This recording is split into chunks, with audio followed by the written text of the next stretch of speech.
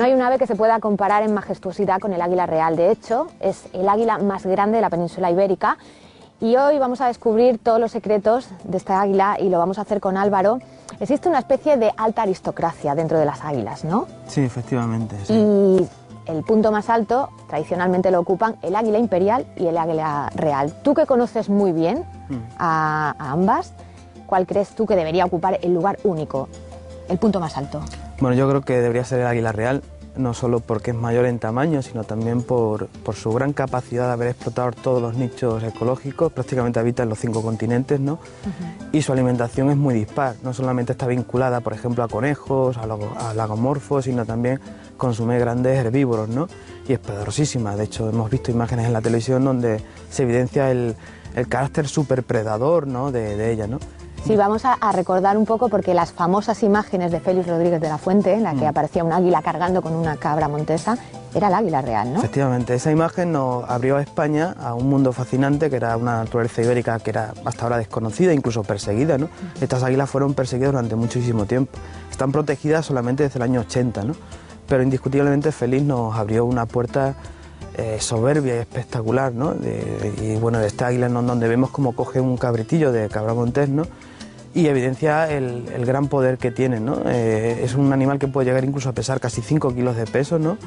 Y bueno, y ha seducido desde que el hombre es hombre a su propio espíritu, ¿no? De hecho ha sido un tótem en muchas culturas antiguas, ¿no? Incluso en la prehistoria, ¿no? Hay escenas de caza y escenas gráficas donde se ven las águilas reales, ¿no?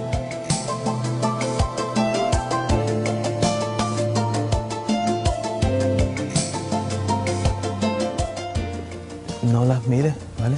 Tú intentas siempre mirar hacia otro lado, hacia mí o hacia el suelo, ¿vale? No las puedo mirar directamente. No. ¿Por qué? Se ponen nerviosas y ven como una actitud intimidatoria hacia ellas, ¿sabes? ¿Vale? O sea, podrían atacarnos. Hombre, como atacarnos no, pero se pondrían muy nerviosas, ¿vale? Y los movimientos también tienen que ser muy lentos. Sí. Vale.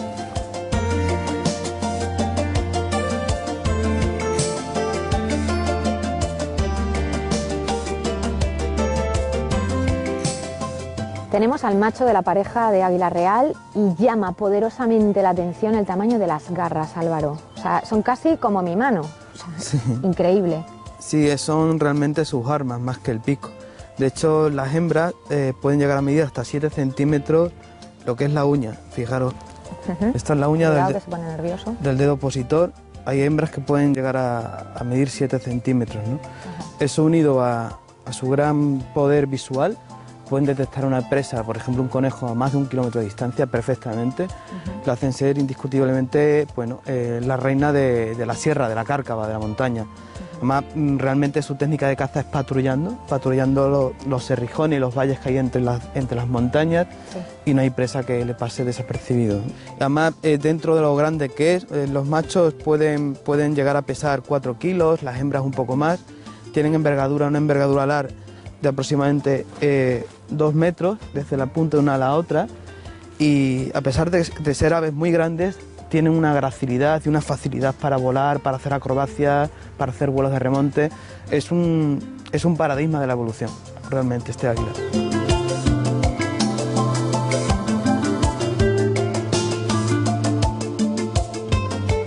¿El cainismo se da también en las águilas reales?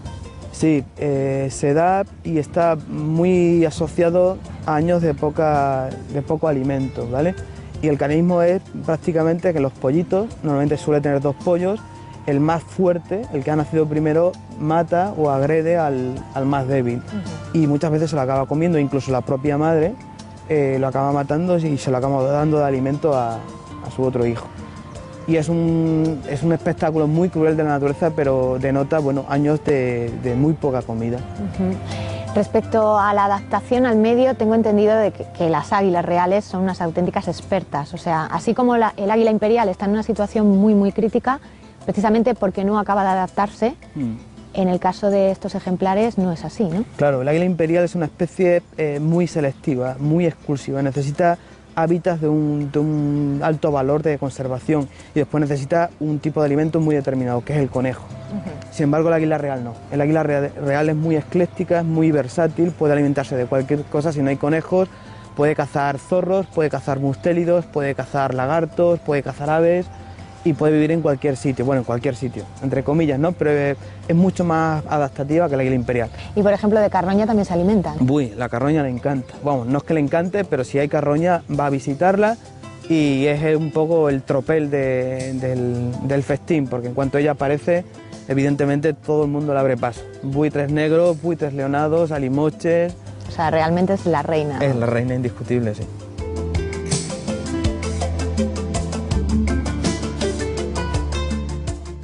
Cuéntame eso de la fase dispersiva, que es una peculiaridad de estas aves. Es como que les obligan a emanciparse a los pollos, ¿no?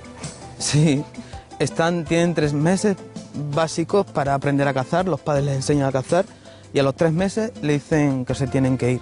Y los echan, literalmente. Vendidos, le van quitando la comida y después incluso le agreden y los echan y los expulsan. Entonces están aproximadamente 4 años en una fase dispersiva de emancipación errática que pueden hacer miles de kilómetros y vuelven a su zona natal al 4º o 5º año calendario y vuelven ya para reproducirse. Buscan una pareja y se asientan normalmente en zonas adyacentes a sus lugares, al lugar donde los vio nacer, ¿no? ¿Y dónde nidifican estas aves? Pues nidifican en grandes cortados rocosos. Les encanta las paredes pétreas de cuarcita con extraplomos, en donde hay pequeñas oquedades y ya se meten ahí. Hacen un nido que pueden medir incluso 1 metro de altura. 1 metro de altura y casi 1 metro de anchura. Y tienen varios nidos, incluso ha habido hembras que han tenido hasta 10 nidos y los van utilizando rotativamente.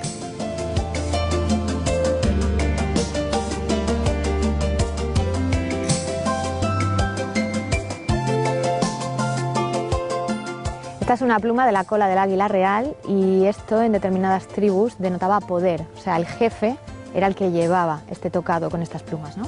Efectivamente, sí, era el rango de una jerarquía, bueno, basada en el poder del águila real, ¿no? Y realmente quien llevaba la pluma era el líder de la tribu, ¿no? Y bueno, y es un hecho indiscutible de la ligación que ha tenido esta especie, este pájaro, con el ser humano, ¿no?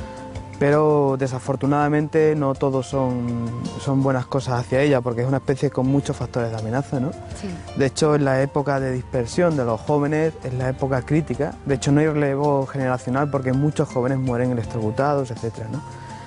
Y bueno, y al hilo de esto me acuerdo de una historia muy bonita, con final fatal, pero es muy bonita, que denota y evidencia el grado de adaptación de este águila, ¿no? Que tiene una capacidad de sobrevivir realmente increíble, ¿no?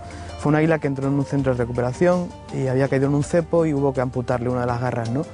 Hubo muchos dilemas, se habló mucho sobre si soltarla o no, pero al final se optó por liberarla, se le puso un emisor para seguirla y para ver realmente si se adaptaba, y se adaptó perfectamente. De hecho, se volvió una cleptoparásita, o sea, controlaba otras águilas que cazaban y se iba allí y les quitaba la comida, presa, ¿no? la presa. Y llegó la primavera, una primavera preciosa, y se emparejó con un macho también muy bonito y justo en el momento de poner los huevos empezó a pitar en un sitio y bueno, empezó a pitar, nos acercamos y estaba acribillada a tiros, ¿no? Habían disparado y bueno, y con esto quiero hacer un poco de denuncia, o sea, porque no todo es color de rosas, ¿no? Quiero anunciar que estas águilas, como otras muchas especies protegidas, tienen amenazas y conviven con ellas diariamente. Y los disparos, las electrocuciones, las colisiones con tendidos eléctricos y la pérdida de hábitat son los grandes fantasmas que envuelven la conservación de estas verdaderas joyas, de estas verdaderas reliquias, ¿no? De la fauna ibérica.